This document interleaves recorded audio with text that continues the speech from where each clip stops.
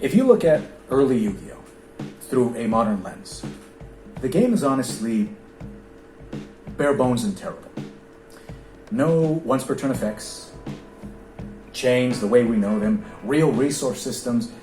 Just summon the big monster, the biggest monster you can, and crash beat sticks into each other and hope that no one Raigekis you or plays Dark Hole and clears your field.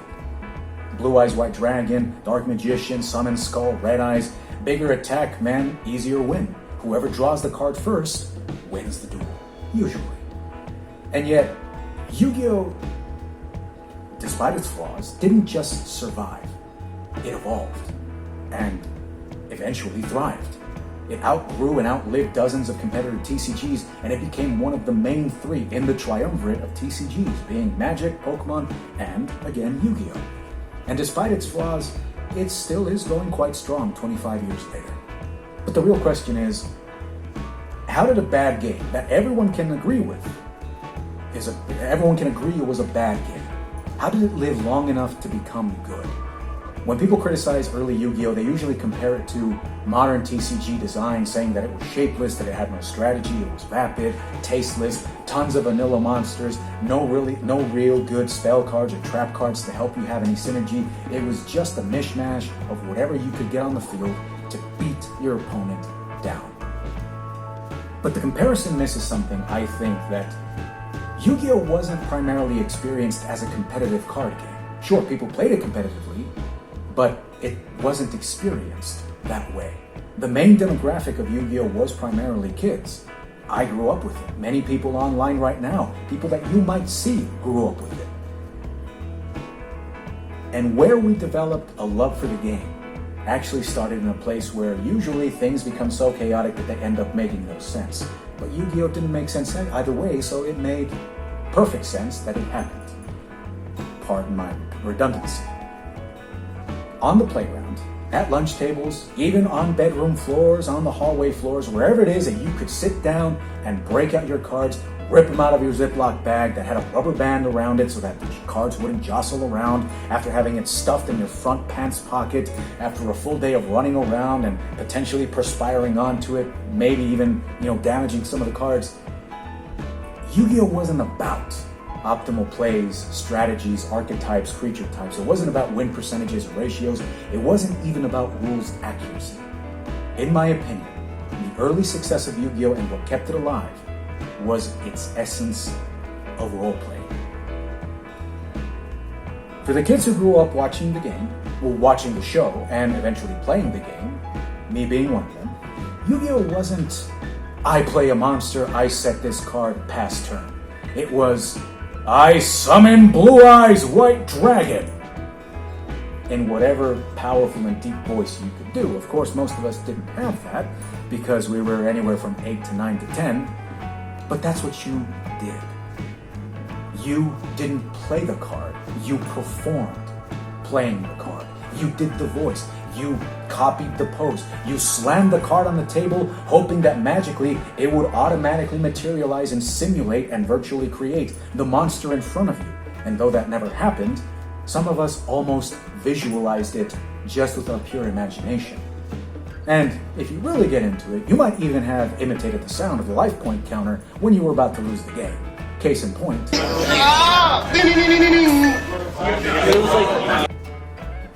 Your favorite monster wasn't just attack points and defense points, and maybe even level if you paid attention to that.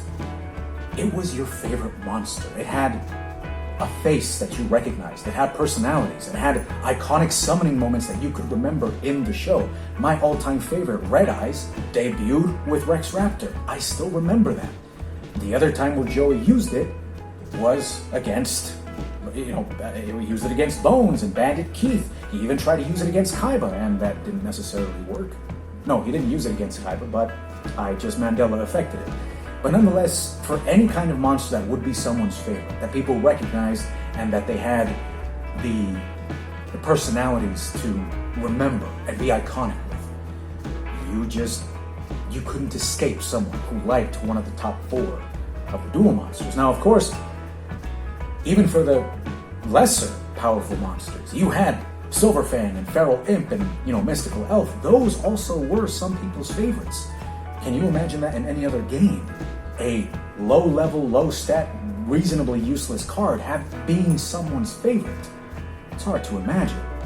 And to touch on that, I do think it's a big cliche for people to have the favorite of the Blue Eyes, the Dark Magician, the Summon Skull, or in my case, the Red Eyes. I have mad respect for that one guy out there who has as his favorite the Beaver Warrior. They got quite a bit of screen time, and she is a boss. So don't mess with the Beaver Warrior. She will kill you, right? Yet, in those days, again, the playground days, playing on recess with your friends, hoping that no teachers would confiscate your cards because you also had a bit of a problem with the Satanic Panic and people were kind of ridiculous with it. You weren't just piloting a deck. You were living a role. You were playing a character. The Yu-Gi-Oh anime didn't explain probability, it didn't explain deck building, it didn't even explain rules. If anyone remembers the Duelist Kingdom arc, that was just a slurry of nothing, and you had ridiculous rules that it made up. Attacking the moon to recess the tides so that the monsters could be exposed. Destroying the Castle of Dark Illusions by shooting Gaia the Dragon Champion with a catapult turtle.